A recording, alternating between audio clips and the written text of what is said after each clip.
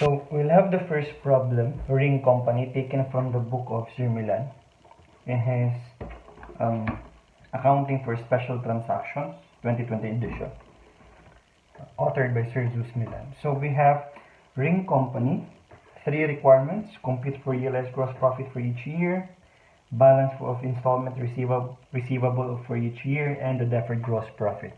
So first, for letter A, so we have 2011 and 2012, or 20x1 and 20x2. Okay. So first, we're going to compute for the gross profit or gross profit rate. So take note from for each period, it is possible that the gross profit rate might change. So for 2011, you have the gross profit, you have the installment sales, the cost of goods sold, then you have the gross profit. Installment sales is at 1 million, cost of goods sold is 700,000, then the gross profit is at 300,000. So the gross profit rate based on sales is 300,000 over 1 million. Okay, it's based on sales. So we have 30% for 20x1. For 20x2, we are going to use the same procedure. We have a gross profit amounting to 455,000 divided by the sales. We have 35%. Now, to compute for the realized gross profit, we're going to multiply the collections for that particular installment sale and multiply it with the gross profit rate. So for 20x1, we only have one collection, and that is 500,000. So 500,000 times 30%. Take note that this 500,000 is a collection from 20x1 sales. Why is it important to determine from what period it was sold? Because the gross profit rate you will use in multiplying would be the gross profit rate at the period in which the sales was made, or the sale was made. So in this case, you have 500,000 from 20x1 sale.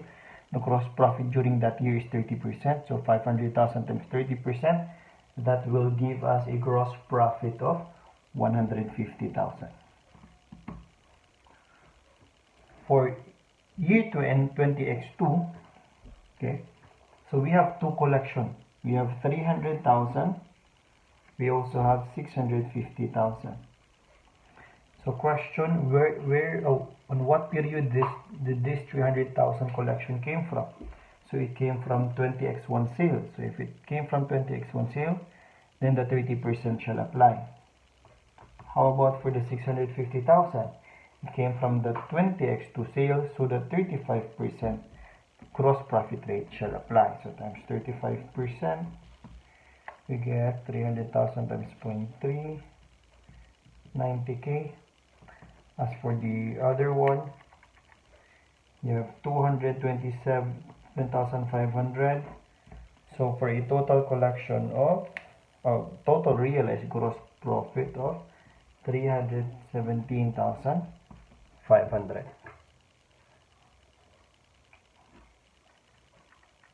Now we move on to letter B. For letter B, we are just asked to solve for the balance of installment accounts receivable. So compute for the balance of installment receivable at the end of each year of the 20x1 and 20x2. Okay, so as of 20x1, we only have one sales, and that is we assume you have 1 million or installment sales minus 500,000, so you have a balance of 500,000 for installment accounts receivable. What about for 20x2? Take note, you have two sales here. You have the 20x1 sale, you have the 20x2 sale. As for the 20x1 sale, that was originally 1 million. You collected 500,000 according to given from 20x1. For 20x2, you collected additional 300,000. So the remaining balance now is 200,000. This is for installment accounts receivable from 20X1. For 20X2, the installment sale amounted to 1.3 million minus the collection of 650,000. You have a remaining balance of 650,000 from 20X2. So in your balance sheet, going to add both, you get 850,000 installment accounts receivable balance. Of course, you just show this the lead schedule provided in the footnotes. Disclosure. That's for letter B. Now for letter C. So instead of erasing that, we are just going to continue the answers. So again, we reiterate, for 20X1, you have 30% GPR or gross profit rate. For 20X2, you have 35%. So how are we going to get the deferred gross profit?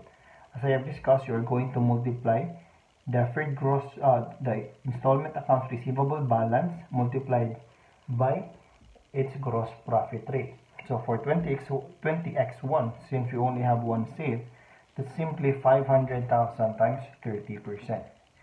So you have a deferred gross profit presented as liability, 150,000. This pertains to the unearned portion. Why it's not unearned? Why is it unearned yet?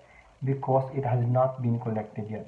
So once you have collected this AR, this will now be treated as a realized gross profit. What about for 20X2? So for 20X2, since you have two installment sales with different gross profit rate, you are going to multiply these balances to their respective gross profit rates. So for 200,000 multiplied by 30%, we get 60,000. For 650,000, we multiply it by 35%, we get 227,500. So all in all, the balance of our DGP, or deferred gross profit, is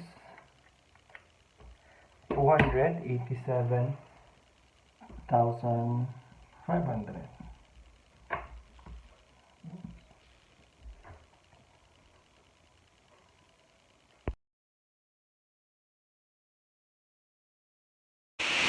Next one is we have Edward Incorporation, taken from the book of Mr. Guerrero. So we are asked to complete the table above. So number 1, you have cost of installment sales, 2 gross profit, 3 gross profit percentage, 4 cash collections. Now the problem is we cannot compute the cost of installment sales. For now, we cannot compute for the gross profit. We cannot compute for cash collections either.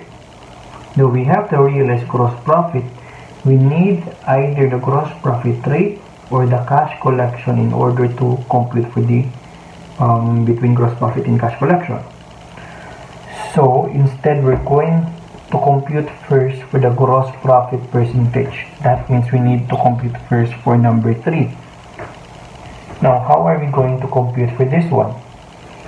Now, in 2012, it states that the total realized gross profit is 10,500. Now, realized gross profit is collections times gross profit rate. For 2011, and then 2012, collection times gross profit rate. Okay, so collection is given, that's 25,000 and 20,000. We know that the gross profit is 25% for 2012, but we don't know this. That would mean 25,000 times X plus 20,000 times 25% should be equal to 10,500. So you do the algebra, that would be 25 times X plus open parenthesis 20,000 times 0.25 close equal sign 10,500, solve for x. That will give us x is equal to 0.22 or 22%. That means that the gross profit rate for the 2011 sales is 22%. Though there is a shortcut here in calculator, for practice purposes, I would suggest that you train yourself to be able to compute for it manually or not using a scientific calculator. Okay. So we have number 3. From number 3, we can already compute for 1, 2, and 4. Okay, so we have number 3, which is 22%. So for number 1, cost of installment sales. So if the installment sales is 50,000, cost of installment sales is X. We don't know it yet. Gross profit is, we don't know it yet either. But we do know that the percentage is 22%. It's rated here, 22%. And since it's based on sales, that means this is 100%. So in order to compute for the cost ratio, or the cost percentage, 100 minus 0.22, we get 78%. So to answer number 1, cost of installment sales is 50,000 times, sorry, this is 78. 50,000 times 0.78, number 1 is 39,000. Number 2, gross profit. So we already have this 39,000. You can just deduct 11,000, or you can have 50,000 times 0.22, 11,000. For number 4, the realized gross profit is 1,100, and we know that collection times gross profit rate is equal to realized gross profit. Realized gross profit is 11. Gross profit rate is 22%. You recompute 11 divided by 0.22, you get 5,000 for number 4. Okay, so the trick here is that you try to compute,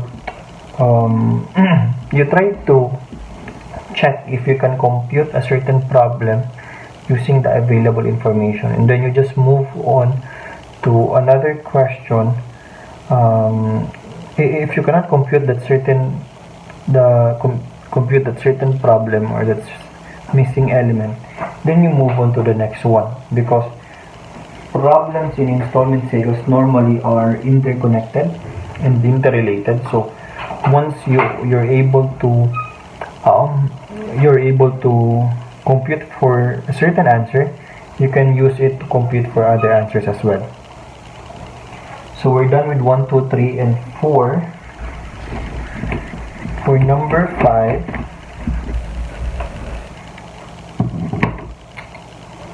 so you have installment sales is 80,000. Cost of installment sales is missing. Gross profit is also missing. But you do know that 25% the gross profit rate, since it's based on sale is 100%, that means this is 75%. So to answer number 5, 80,000 times 0.75, you get 60,000. Then for gross profit rate, to answer number 6, you get the difference, 20,000, or 80,000 times 25%, that's 20,000. For number 7, you can use the same formula. For you have installment sales missing. Cost of installment sale is 91,800. Gross profit is 28,200. This is missing. Alright, this. So number 7, work back. 91,800 plus 28,200 is 1.2 million. Or sorry, 120,000. So bago sa 0. 120,000. So the gross profit rate, 28,200 divided by this,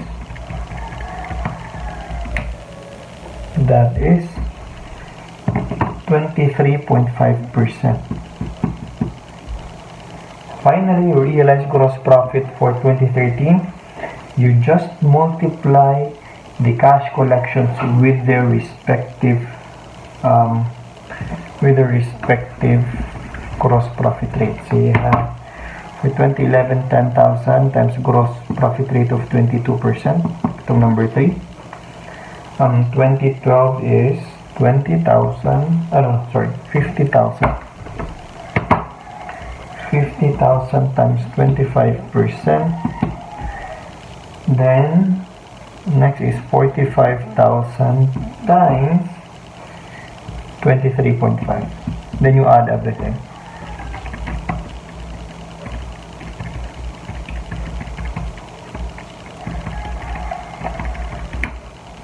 Answer is 25,275. Okay.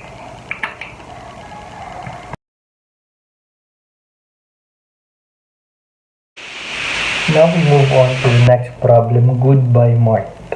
Okay, so this problem is taken from the book of Sir Dyer. Okay, so the first question is about the gross profit rate. Profit rate for 2011, 2012, and 2013. Then the second is journal entries. Then 3 and 4 are financial statements. So since I only have a small space here, instead of answering 2, 3, and 4, which is actually, you can actually just do it by your own self by referring to the book. Again, the book is comprehensive. Both you can use the book of Sir Dyer, you can use the book of Sir Guerrero or Sir Milan.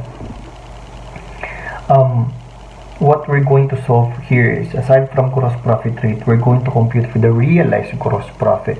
Okay, recognized in 2013, because prepare the journal entries for 2013. So we're going to compute the realized gross profit for 2013. So only 1 and 2.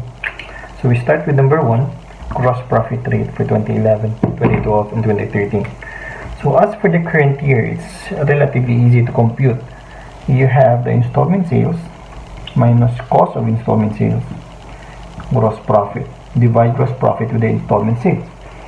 So in this case, we have installment sales for the 2013 is 200,000. The cost of installment sale amounts to 114,000.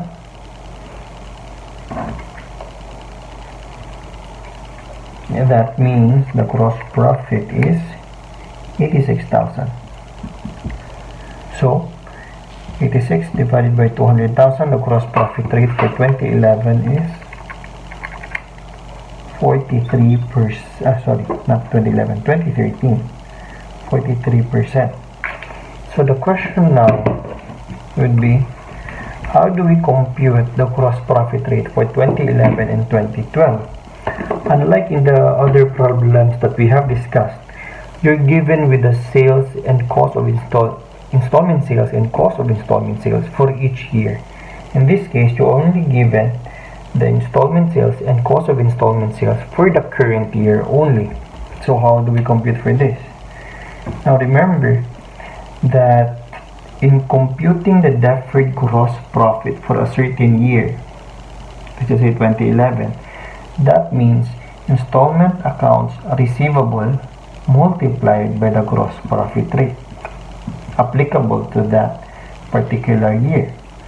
So in this case, we are given with a balance of installment accounts receivable of 60,000. We're given the deferred gross profit on installment sales 2011 of 24,000. So times X, your gross profit rate. So how do we solve for X? 24,000 divided by 60,000, or simply DGP divided by installment accounts receivable. We will have 24,000 divided by 60,000, we get 40%. So that's how you compute. If you're not given with the respective installment sales and cost of installment sales for a particular period, we can use the same procedure for 2012. So for 2012, installment accounts receivable balance is 140,000 times X, because we don't know this yet. Therefore, gross profit is 58,800. So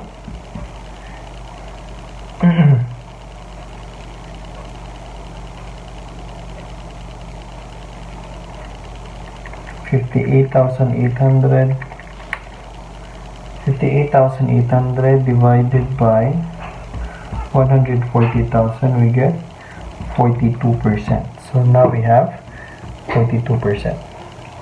So if the problem does not give you a complete description or a complete given, you can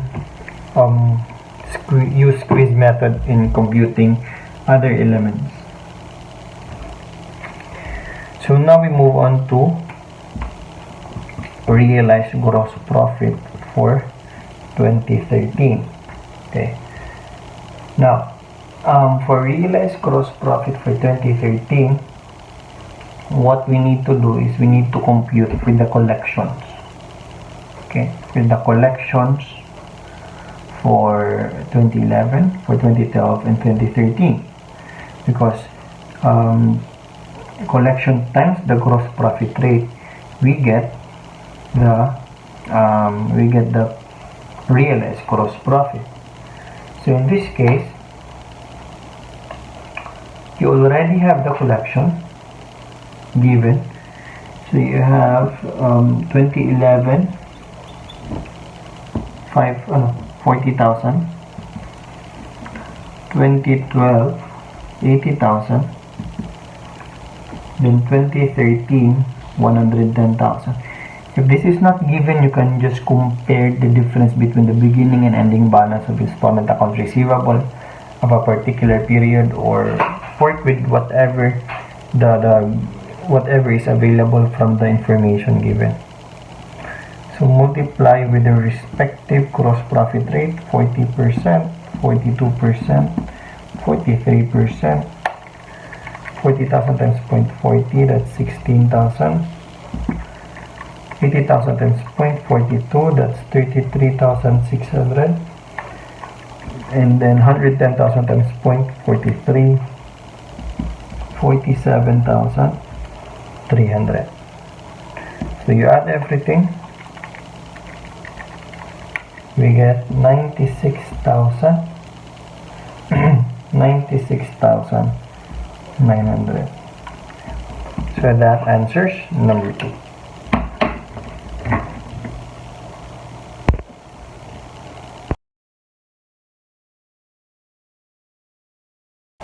So you have Diana's furniture. Okay, so we are asked to prepare the journal entries for the year 2011, 2012, and 2013. So basically, we have journal entries. So once we get the pattern, we don't really have to continue with all the journal entries. So we start with 2011. So for 2011, by the way, later I'm going to discuss a problem which is somewhat similar to this, because as you remember, in computing the realized gross profit, we multiply collections with the gross profit rate, okay, in order to get the realized gross profit. Now sometimes the collections themselves is composed of principal and interest. In that case, you need to separate the principal component from the interest component, because what is multiplied with the gross profit rate is only the principal component. So we will have one problem about that later. So for 2011, so there is an installment sale of 104,000, debit installment accounts receivable. You have 104,000. Then you have you have installment sales, 104,000. So basically it's the same for 2012 and 2013. So whatever the amount there, you just debit installment accounts receivable, installment sales. Since we have several installment accounts receivable, we're going to specify this as installment accounts receivable 2011. So in the next year, you can have installment accounts receivable 2012, then 2013, and so on. Again, the point or the point of specifying from what year did the installment sale was made is that for every period there is a possibility that gross profit rates may vary. Okay, so upon collection we need to identify from what period did that installment collection came from. Then to record the cost, of course, if you're having the perpetual inventory method, you debit cost of installment sales and credit merchandise inventory. And that would be, since we are given with a gross profit rate of 38%, so meaning you have installment sales 104,000, you have the cost, gross profit rate is 38%, and 38% of 104,000 is 39,520. So the difference is your cost, so 64,480. Again, you do the same thing with the other periods. So 64,480. Okay. Since under installment sales, we do not recognize the gross profit yet because it's still the collection is not reasonably assured. And so at the end of the year, we're going to have an adjusting entry. An adjusting entry debiting installment sales 104,000. If you can see, we are canceling out the sales. Crediting cost of installment sales 64,480. Again, canceled out. And then we establish the deferred gross profit 2011, amounting to 39,520. So again, this adjusting entry is necessary because without this, if you only have this entry, then you would be able to recognize a gross profit. Again, since under installment sales, recognition of gross profit is deferred, we need to cancel out installment sales, cancel out cost of installment sales, and set up your liability account deferred gross profit 39,520. Now after that, for collections, okay, so you have collection for cash, you have installment accounts receivable 2011, and then you have the interest revenue at the same time. So you have cash amount, principal 57,200, interest is 9,780. This 9,780 should be in 2011, not 2012. Okay, doesn't make sense because the installment sales was made on 2012. How would you have an interest during the 2011 period? So this is a mistake. This 9,780 should be in the 2011. Okay, so 9,780. Total cash collected is 66,980. Okay, and then after, we recognize the realized gross profit. So debit deferred gross profit 2011, credit realized gross profit 2011.